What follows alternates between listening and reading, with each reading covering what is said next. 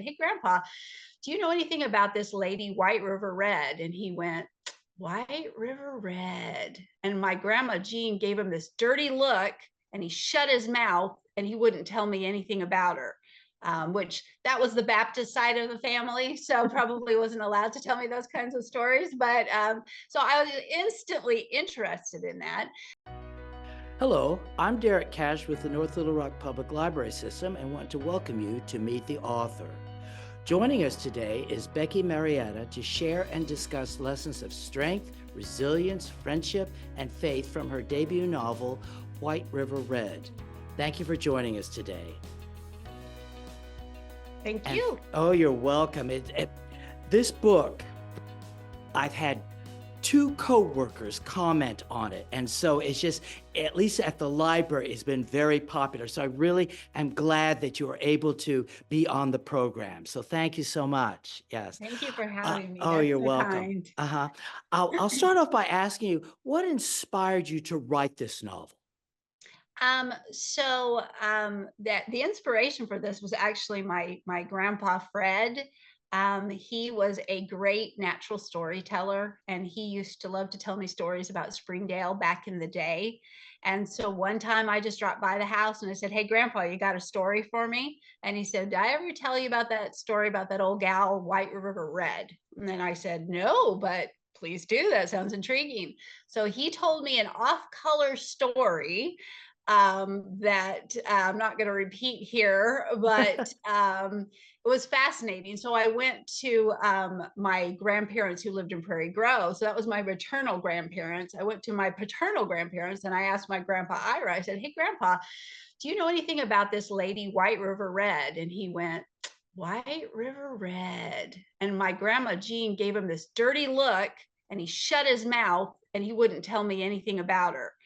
Which that was the Baptist side of the family, so probably wasn't allowed to tell me those kinds of stories. But so I was instantly interested in that. And then I didn't really think that much about it. And then about probably 10 years later, Shiloh Museum in Springdale had an event in the newspaper, I noticed, where they invited a bunch of people to come and talk about any memories they had about White River Red. And I thought, oh, I have to go to that. And at that time, I had not even thought about writing a book about her. Something about her story just intrigued me again.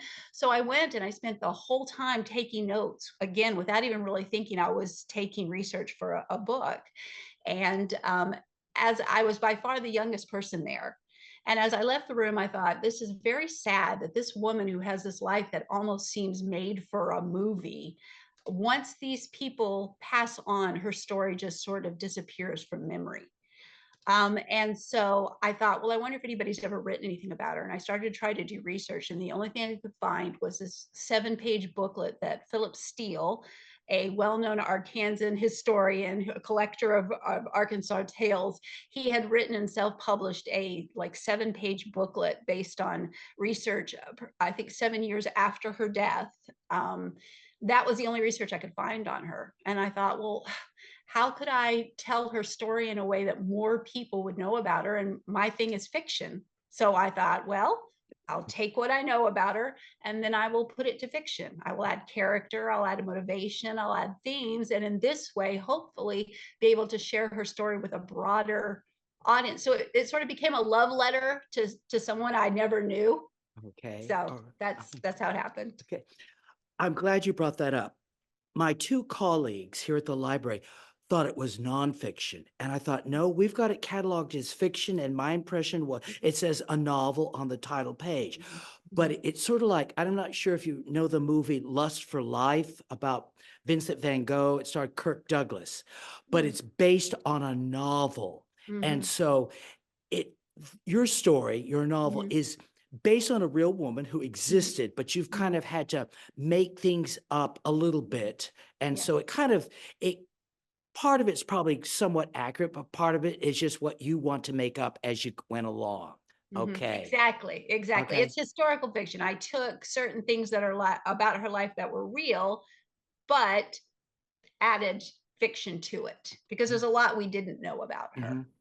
Having So said that, oh, I'm sorry. Having said that, though, I think you've almost answered the question, but you can elaborate. Were there any challenges that you had writing this novel? Like, did you suffer writer's block? But now that you've said what you've said, I would almost think it was well, they didn't say this about her. Can I make this up? Or they did say this about her and I don't like that. I want to change it this way. So were there any challenges that you had? I I 100% just took ownership of the character as fiction. Mhm. For example, George did not exist in real life. Okay. Um, Now she was married to Max, and she was married to Jack, though. And his demise was similar but different. I sort of changed some of the facts on that information, and but the real Forrestina did have one more relationship, and I don't know if it was romantic or what, with a man that she called merry-go-round Crip. And when I got to that, I had no intention of having any more men in her life. I thought, I just don't, I can't have emotionally any more men in her life that are going to do her wrong or do her right. I just Mhm. can't. So I was just going to end with that. And then Rocket George just sort of showed up, and I thought, all right, this is going to be the man that never lets her down. He's going to be, and he was what I wanted for her. He Uh-huh. was the reward for all that she had been through and all that she had done. She was my gift to her, that, you know what, you deserve this. So that's where the fiction came in. It was like, you know what, I get to do what I want with this character, and this is what I want to do for you. Uh-huh. So Uh-huh. Brilliant answer. Explain for the people that watch this, they'll get a much better, broader depth or in-depth story about what this book is about and everything like that. So I'm glad you gave us all that answer. What are your friends, your family? You teach, don't you? yes, I do. Okay. I teach What do your English. students, what do your students think? I mean, has anyone commented on this book other than um, professional critics? um, well, it's funny. Students these days don't read as much, so they think it's cool that their teacher wrote a book. And I did have a student who um, admitted that he was the one who had written a glowing review about my book before he had entered my class, because, like, did you read my book and write something nice about it? And he blushed, yes. And so um, the most fun I have with it is when I'm teaching them to avoid Chat GPT. I actually had Chat GPT write a 150-word summary about my book, Mhm. and it made up this just balderdash about the book being written by this woman named Becky Willis, and it was set in White River, Texas, and it was a romance. And so I show the students that summary, and then I tell them, that's all bunk. And do you know how I know that? And they say no. And then I hold up my book and I say, because I wrote it. And it's like, oh, big mic drop. And so I mean, that seems to be about the only thing that they're like, oh, it's like, be careful. You don't know, Uh-huh. who's going to be reading this summary. So I don't know. It's hard to impress Gen Z. Okay. Well, as I guess as long as you don't require it as forced reading for your Oh, class. never, Yeah, never. I would never be that bold. yeah. Something I wanted to ask you, on very first page of this book, you had Betty writing an obituary. And the Yes. first thing when I was thinking, what will I ask Becky if she's on the program? And I want to ask you, how do you want your obituary to read? Oh, that's a good question. It's funny. The reason that Betty was she started as myself, and I actually had to change my point of view because she was so close to me that I was info dumping all the time. And Mm, I started out with her being a first person point of view character, mhm. and then changed to a third person point of view so that she could actually have a character of herself and not just feeling like me reporting all of my facts that I had found out about her.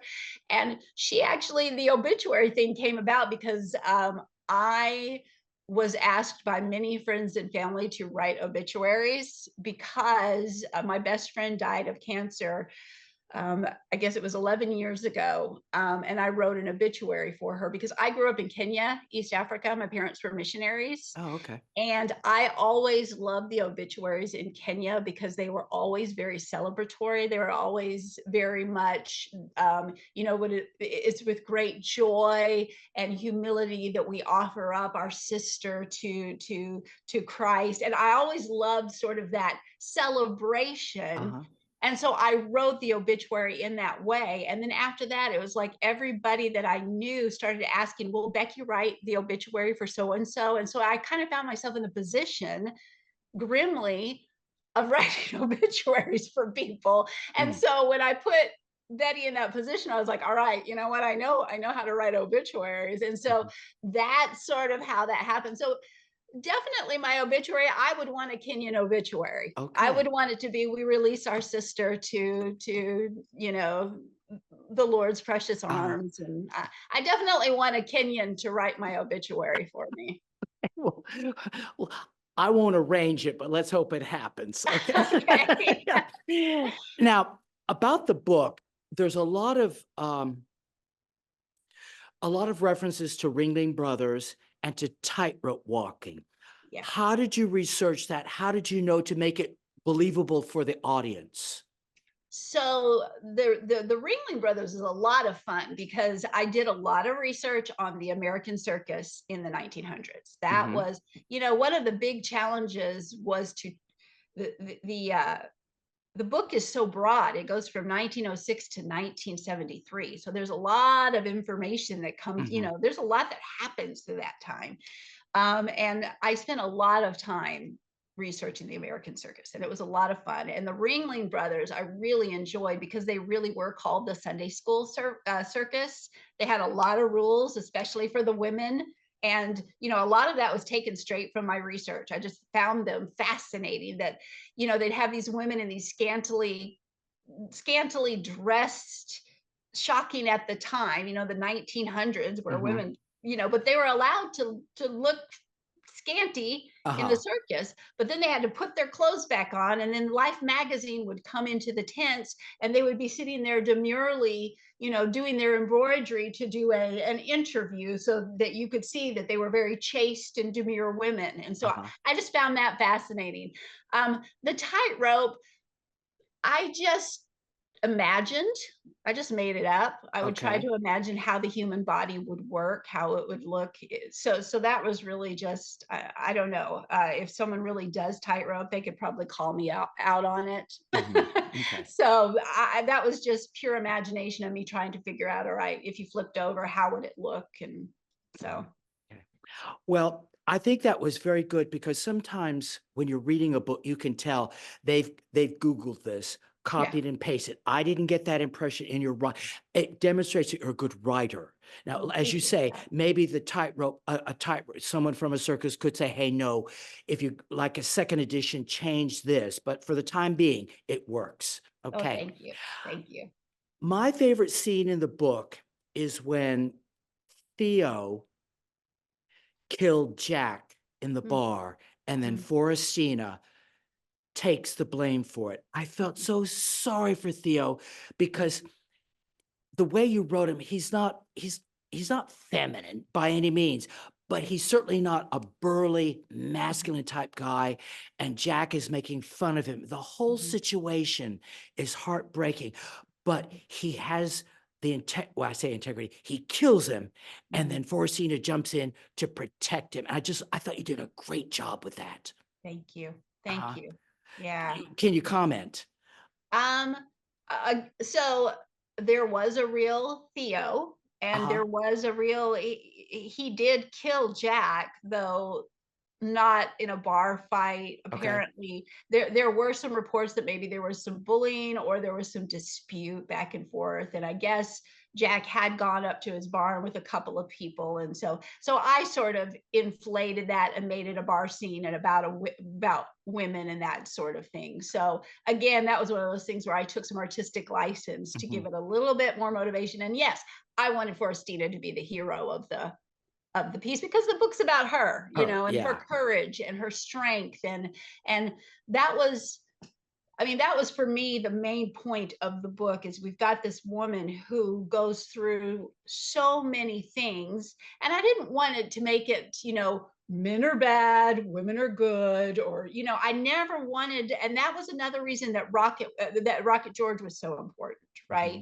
Mhm. And that there were other people, there were other good men in the book, right? So I didn't ever want it to feel like it was bashing men. Like I Mhm. didn't want it to be, for lack of a better word, like I don't want to say an ultra feminist book, but Uh-huh. do you know what I mean? I understand what you mean. I didn't Yes. want it to feel one way or the other, because there are good men and there are bad men, and there are good women and there Mhm. are bad women. And so I just wanted to sort of get that human experience, but I really wanted to focus on Forrestina and the fact that she refused to be a victim to whatever circumstance she Mhm. was in. Mhm. And so for me, it was important to have her, like you said, step up and be the person who protects this young Mhm. man. Okay. And, it was really based on the fact that she made yet another bad choice, Yeah. right? She made Yeah. yet another bad choice. She was getting ready to leave him. She should have left him a long time ago, right? And Okay. so here she was again in that circumstance. And so here was her sort of taking ownership that really wasn't her fault, but there she is again, Mhm. in the situation. So Okay. Mhm. so Okay. Sure. I Okay. Yeah. appreciate Yeah. you saying that. Something that you brought up in the book also is, or the impression you get, not impression, it's almost stated. Forestina liked the audience, Mhm, whereas Max thought of the children as brats, mhm, etc. mhm, And I'm thinking, although I might be disagreeing with you slightly, there are differences in audiences. mhm, I mhm, don't, do you remember who the actress Carol Burnett was? mhm. Yeah, I love she had Carol Burnett. yeah. She talked about her shows. Someone asked her, "Does the audience affect how you act?" She said, "Oh, yes." She Mhm, said, like, if they don't applaud, if they don't laugh, it's very hard to be funny, you know? mhm, And so I was just thinking, there are differences, and I'm not defending Max's No, attitude, yeah. but it just, you brought up differences in audiences, and there Mhm, is that difference. mhm, She took a, not a rose-colored view, but she had a mhm, more sympathetic view to the mhm, audience. He mhm. didn't, and I'm Right. glad you brought that up, Yeah. even though Max was a jerk, but Right. still he did, some of the children are badly Yeah. behaved. Yeah. Yeah. Yeah. No, and I agree with you. Just as a teacher, Mhm. there's a huge difference from one semester to another. If I have a class that just sits there like this, and no matter what I say and how I try to engage them, I get nothing.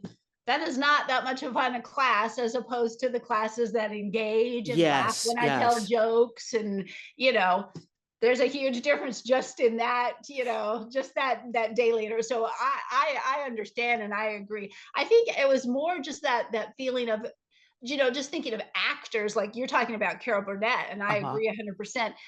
I was thinking about the other day, Benedict Cumberbatch and Martin Freeman, right? I uh-huh. love the Sherlock series. Mhm.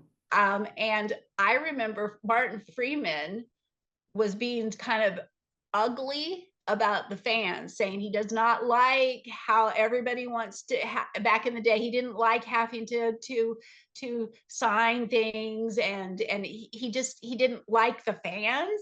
Mm. And Benedict Cumberbatch was trying to uh, politely disagree with that idea of, without fans, what army. And so for me, it was kind of like that attitude of, what, don't get too big for your britches, Mhm. like Yeah. you have talent, but if nobody watches you, you don't have a job. Yes, yes, And so yeah. I think for me, it's kind of where Forestina might lie, a little bit. And I mean, that's what she always wanted to do, you know Yes, she, yes. she ran away from home because she wanted to join the circus. And so that Mhm. might have influenced, that might have given her those rose colored glasses Okay, as okay, well. okay. And being in a circus that protected her, you know, to give Yes. Max some credit, he was in a Okay, grifter okay, okay, circus yeah, that yeah. wasn't filled with good people. Yeah, So yeah, yeah, I appreciate yeah, that yeah, point. yeah. Yeah. Well, we love our audience too. Okay. Yes, we really do. And we love it when, if they say something, that they comment, oh, I saw your interview and thank you so much, so Mhm. we love our Mhm. audience. Yeah, Yes. Yeah. absolutely. Yeah. Something I noticed, and this is really esoteric, it was brought up in the book, or you brought it up, that Ringling Brothers wanted to drop, and I know I don't want to sound like politically correct, but I can't think of a proper word, the freaks. Mhm. Uh, do you know why? Was it because they weren't making is it because they weren't making enough money or because people were gawking at them? But you brought that up in the novel, and I don't know whether or not they actually did, but it seems like you don't see those sorts of people, and I don't know how to put it politely, anymore in Mhm. circuses. Mhm. So can you make a Mhm. comment? Um, gosh, I'm trying to think back. It's been a while since I wrote the book. Mhm. Because publishing is a long process. Well, if you can't remember, like I said, it was rather esoteric, Yeah, and if you I got no can't remember comment, if okay. specifically if I read that they had struggled with it.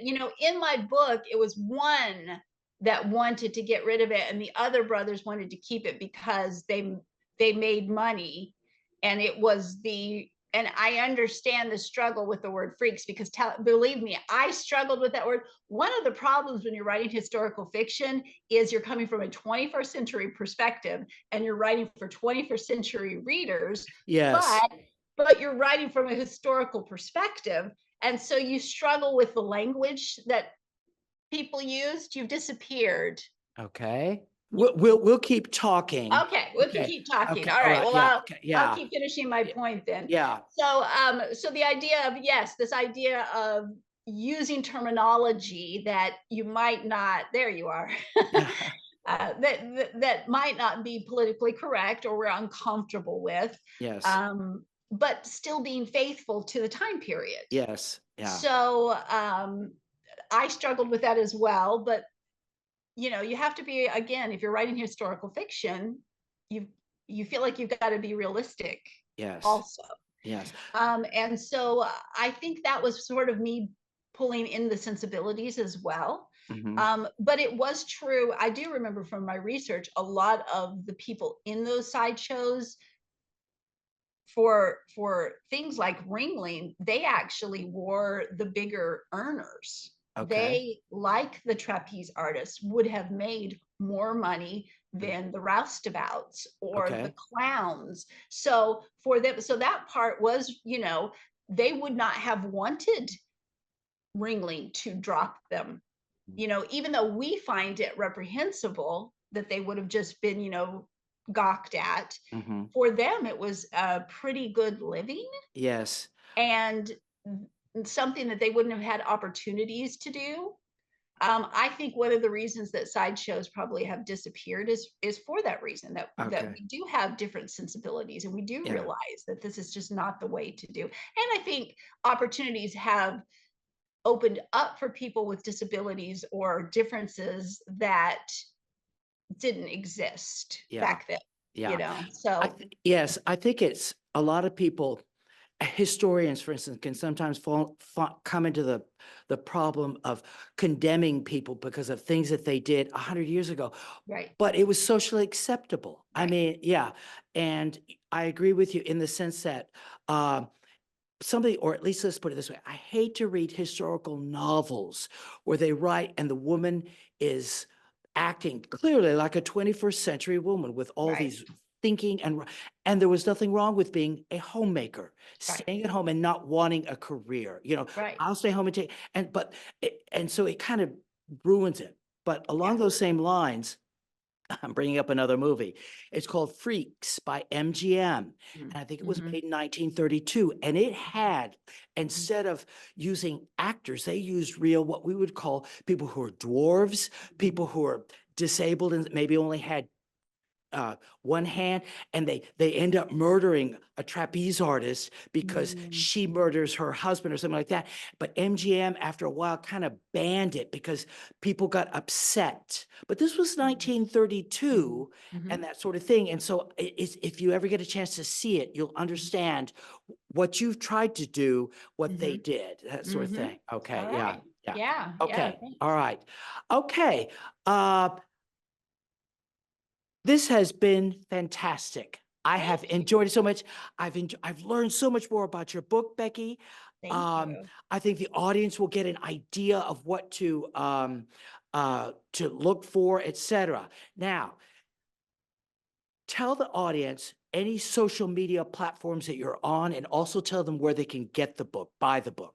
Okay, thank you very much. So I do have an author's Facebook page. It's author Becky Marietta.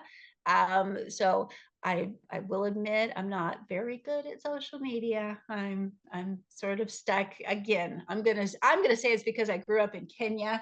And we didn't. It's not a good excuse, but that's the excuse I'm going to go with because a lot of people in Kenya are very social media savvy. So it's probably a terrible excuse, but maybe I'll blame my age. I don't know what I can blame, but I'm Okay. not very good with social media. But I do have a Facebook platform, and I do try to get on there every once in a while and post. I Okay. also, like you said, have a little website, and I'm What working is with my that? What is sister that to do. URL?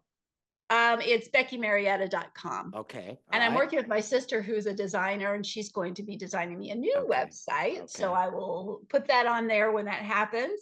Also, yes, you can get my books on Amazon. Um, and Around here, there are some local bookstores Okay. in the area.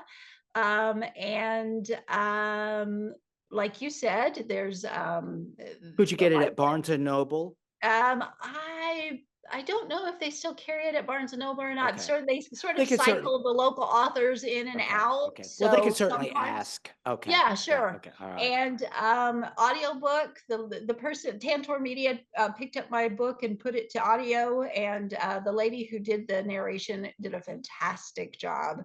So if you're an audiobook person, you can get it wherever audiobooks, the Apple and Audible and all of those. And so that's wherever those things are Okay. sold, you All can right. find it there. Okay. So Well, and A lot of people like my book for books clubs. I think I've been invited to 20. I just did one last week, oh, book clubs. And congratulations. so if thank you. So if you're in the area and your group chooses my book for a book club, hit me up. I love to Okay. come hang Okay. out and answer questions. So Okay. All that's been a right. lot of fun. Okay. So thank you so much Oh, for you're having welcome. me. All This has right. You're been a lot of welcome. fun. Okay. Well, thank you for joining us today. If you're interested in reading White River Red, you can check it out from the library or purchase it wherever books are sold. Also, you can find more information at beckymarietta.com or at our website, nlrlibrary.org. Thank you for joining us, and we'll see you next time. Have a great day, everyone.